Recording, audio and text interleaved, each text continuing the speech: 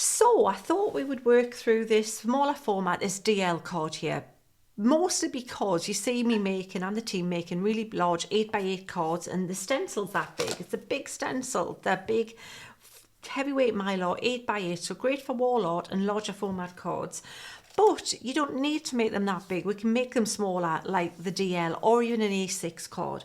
And this card here is Sharon's, and I'm using that for inspiration, but it's not going to be a carbon copy. We might tweak it and change up little bits as we go, but I think it's just a really nice one just to show you how everything works in conjunction for all through the year.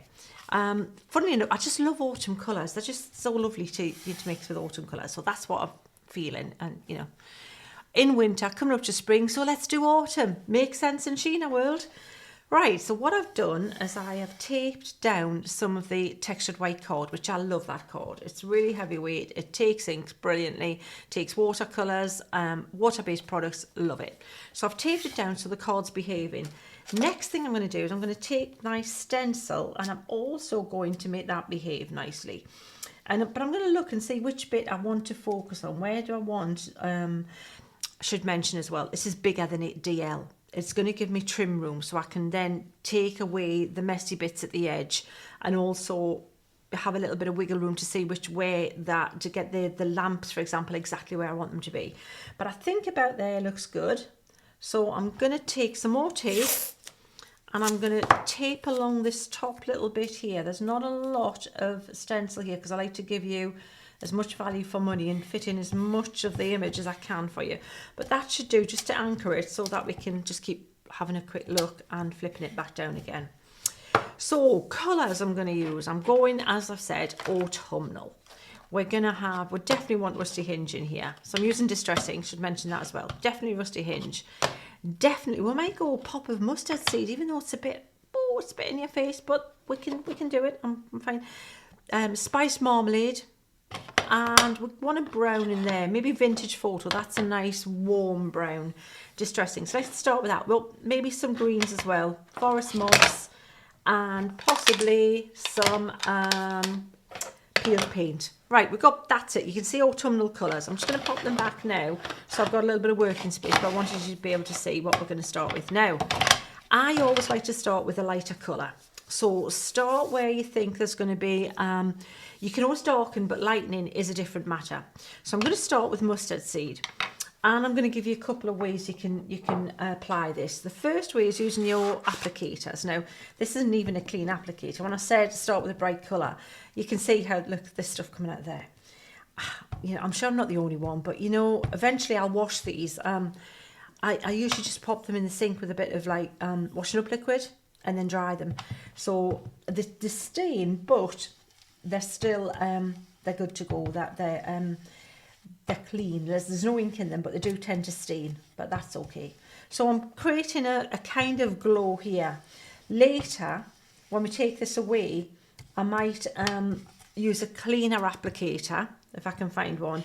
And because when I take this away, see we've got image there, but the background I want to colour too.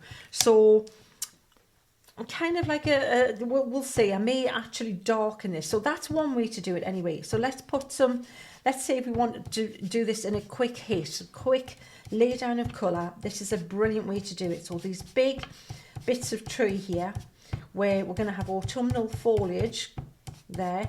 I'm going for lighter at the bottom, and I'm going to work up to darker at the top, but that's definitely great base there. I'm liking that, really pretty. And I'm liking the fact that there's a little bit of colour on the applicator. And I'm going across here where all these autumn leaves are going to be falling. And again, with the lighter colour first. And then we can darken. You can darken at any time, but lightening is a whole other ball game. So always start, like I said, light and then go dark. So we've got that mapped out. The trees aren't mapped out because I want them darker. And I'm going to darken everything. So you're going to keep looking at it. Just keep checking out what you've got. Right, we've got a start of a scene here.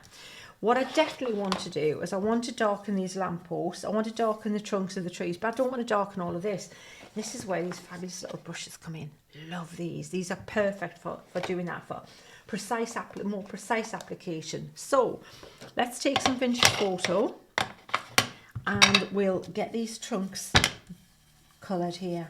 So use them straight up and down, don't use them at the side because they're flat, you know, the flat end. So if you use them at the side, you're not going to get the best application out of them. So straight up and down, and you can build them up so that it's much more subtle. You've got more control with these than you have with your sponge applicators. And of course you can get in and be a bit more precise on the detail as well, which we will do in a minute. But for now, I'm going in quite thick and heavy-handed because I do want these dark. I may even at some point decide I want to go in with black soot and darken them even further. But I want that because I know I'm going to darken the background when I take the stencil away. I want these to be darker than the background. So I'm building this up, as I said, pretty dark right now, and could even go in with the black soot as well. So trunks of the trees, nice and dark, like that. And it's up to you how fancy you want to get with the colouring of these. I really, you know, I quite like having a little bit of a play like this with the stencils. So I find this, you know, pretty good fun because stencils are, they're so useful. You can make them look nothing like a stencil by going over and adding a little bit of ink, and where there's what we call the bridges, you know, where you've got like this branch hits that branch, you've got to have a little bit of stencil there, it'll all just fall out. So what you can do when you're done to make it less stencily is you can go in with a paintbrush and paint in that little bridge mark so that there isn't a gap and it doesn't look like a stencil, so they don't have to stay stencily, if you know what I mean. Right, so we should have some tree trunks going on there now, and nice and defined, and yeah, that's looking good. We're happy with that. Okay, right, so next thing, I want these lampposts to be quite dark, in fact, very dark, in fact, black. Let's just say we're going to do them black. So black soot for these here. So it's going in there with them, like that. Thank you very much. These are just perfect for stenciling. These are so cool. All right, that's them done. We've got the lampposts in now. Next thing, just stop and have a look and see what's happening. Right, the next thing I'm going to do is I'm going to play with these trees, the colour in the trees. So we've got the light colour. What I'm thinking is the light source is going to be from these lamps. So the bottom of the trees, the boughs are going to be lighter at the bottom. So I'm going to go in with some rusty hinge now and darken a little bit kind of from the top down here. So leave a little bit of the light, and you know what, if you get it a little bit textured, that doesn't matter. In fact, you could pounce and really play on that texture in this. See, if you pounce, you get a much stronger lay down of colour, and you get more of a fluffy foliage kind of look. So have a play with the brushes, just have a bit of a play like that. If you use a circular motion, you're going to get more of a blend, but sometimes you don't want smooth, you want texture. If I was drawing these trees and to give it the impression of leaves, I'd be scribbling away with the pen to give it that rough kind of, you know, impression of lots of leaves together, and that's exactly what I want. So pouncing away. And we can have another look, see what we've got. I'm liking the look of that. It's coming on nicely. I think it'll look pretty cool. Whoa, very nice. And then let's go with a little bit darker. Let's go with even some vintage photo towards the top, because we want it to look like, actually, you know what, I might put a little bit of green just where they're just starting to turn the leaves. Let's pop a little bit of this the forest moss, which is a very warm green, in there as well. I hope you enjoy playing with the colours like I do. If you're collecting distress inks or any kind of blendable ink like this, and you might have another brand of blendable ink, and that's great. And by the way, it's like watercolours. They all play nice together. You don't have to just stick with one brand. If it's water-based blendable ink, you can mix up your brands. Just because you haven't got, you know, every colour in every brand, it's fine. Water-based products play nice with each other, but which is why I love water-based products. Right, so we've got leaves done there. See what we've got. Yeah, that's looking very autumnal. Now this ground here, I'm going to keep that quite light, and I'll tell you why, because we're going to take the stencil away and we're going to start to blend the background. Maybe put a little bit of rusty hinge maybe at the base of this, just there. And then I'm taking the stencil away and I'm going to colour the background of the image, because I've got the detail down, but now I don't want white card, because that white just doesn't look, it doesn't blend in. It's not as it should be. So I do need a cleaner applicator. Let me see if I can find a cleaner one. Anything's cleaner than the one I've got on there at the minute, I think. That one looks cleaner. So cleaner applicator, and because I want this to glow here, so I'm going in circles and I'm going quite light. If you want this, it says catching a little bit of the black soot there, but that's okay, it's fine. So quite light in the middle, like that, so we've got a glow in the center, and then I'm going to go a little bit darker as we go around the outside. So maybe go to spiced marmalade around there, like that. I might even go back over and pop a little bit more green in this, because it's going to be very browny, warmy kind of colours, but that's also quite nice. And definitely we want to glow at the bottom, thinking about the light and where it's going to cast some light about there. But the rest of it now I'm going to do a lot darker. So maybe even go with vintage photo from now on around the outside. So just as if we're doing like a vignette kind of look, blending in like this. And I'm probably going to go in with black soot as well, because I want this to look like nighttime scene. I want it to look like it's autumn. There's it's got that rusty kind of warm glow, but the light's coming from those lamps in the centre, the lights. Just carrying on like this, but that's, you don't, oh, caught it a little bit there. That should blend out. If you do get a little bit where you've caught it a little bit, you went straight onto the card, don't worry about it. You can use a little bit of glycerin, it'll probably blend that out for you. But I do want this much stronger, the foreground, because that's how you're going to make it look like you've got distance going on. If the foreground's stronger and then the background's a bit lighter. So we've got foreground going on and it's starting to look like we're going back there into the trees. So spice marmalade, I've got all the lids off my distress inks now, so anything could happen now, literally. We'll be using any random colours, it'll be a surprise. Right, black soot, we're going dramatic now, we're going for it. In fact, you know what, I'm putting the stencil back and I'm going to darken those trunks of the trees, like I said, because I do want them to still stand out there. So the good thing is, if you can, it's easy enough to marry it over again if you have moved it. That's pretty much where it needs to be. I'm just going to stick that down again just to anchor it, and I'm going to, just for speed, go over these tree trunks here to darken them.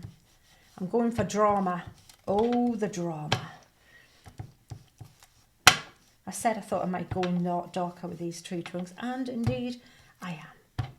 Just because I want the background to be dark, and I'm also going to go in with a little bit of a lighter green, and I'm going to, again, for speed, just use an applicator this time and add a little bit over the top of these. You might see it's quite a yellowy green, don't think it's showing up very much. We'll use a bit of this instead.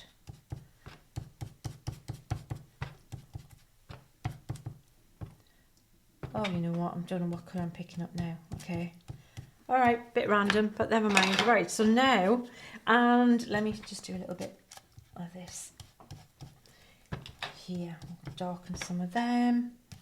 Right, it's okay. Right, we've got much more drama going on now.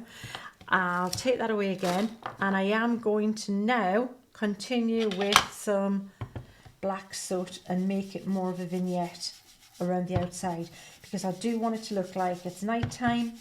And to make the middle look lighter, you've got to make the outside look darker. That's basically it.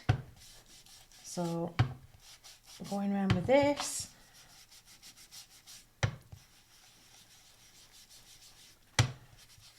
And then we're going to colour the main characters and pop her in with our light. Right, that's definitely night time, isn't it?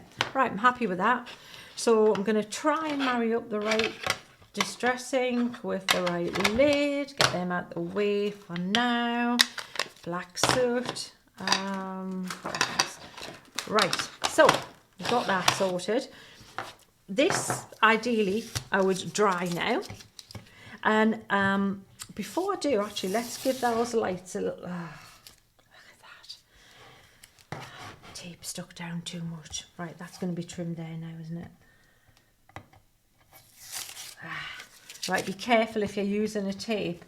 And sometimes I found the longer you have the tape, sometimes it goes stickier than it should be. So, fortunately, that's where the trim room comes in. So I am going to be okay, because I'm going to trim to there, so no harm, no foul there. And the size of card I want is going to be this here. So I think I'm going to trim to about, this is as much measuring as I ever do, there. Okay. Like this. I think it's quite nice to actually get actually do everything in real time. So with TV, you don't have the chance to do that. You have to have things partially done and stages and things. So, but fortunately, we're okay with that. So we have a taller card format, and we have a background that it'll fit on, hopefully. Yeah, I'm going to trim a little bit more off the sides. Bear with.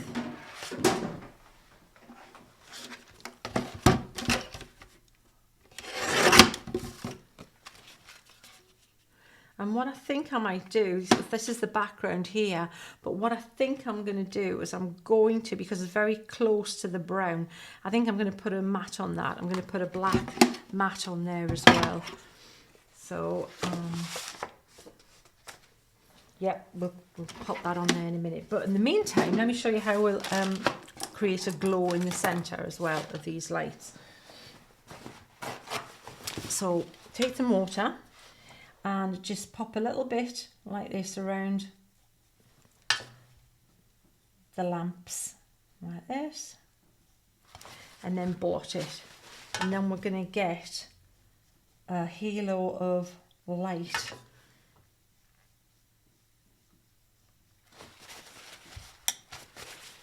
from there. And then what you can also do is you can also add little bits of where the light would be catching these little steps. If you've lost the definition on them, that's okay, because you can put it back in.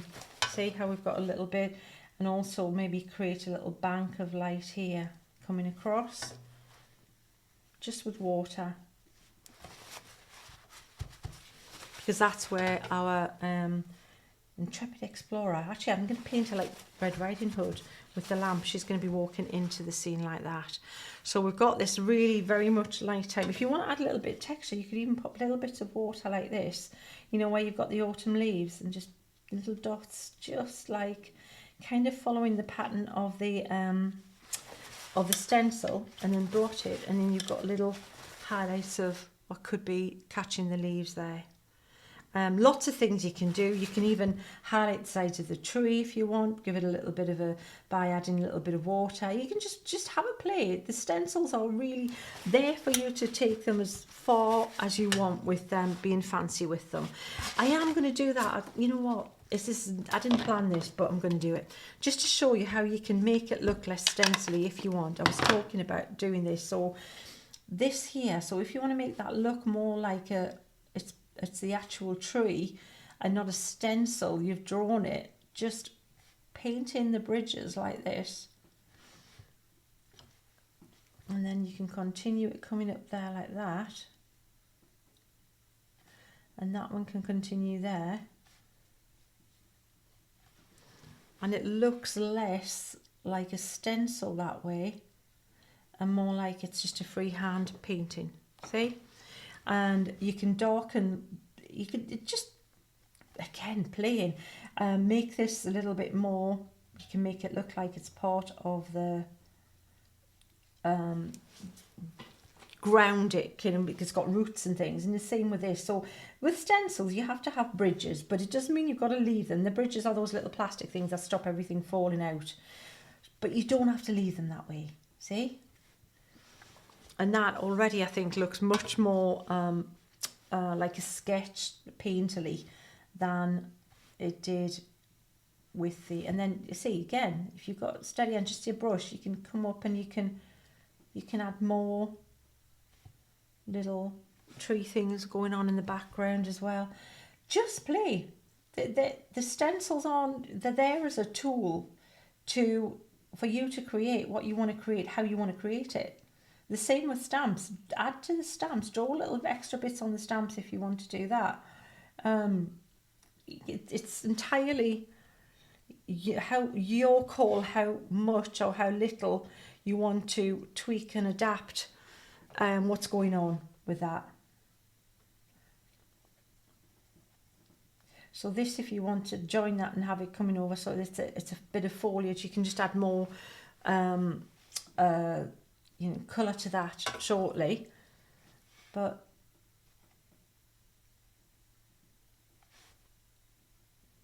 all we're doing is just looking at where the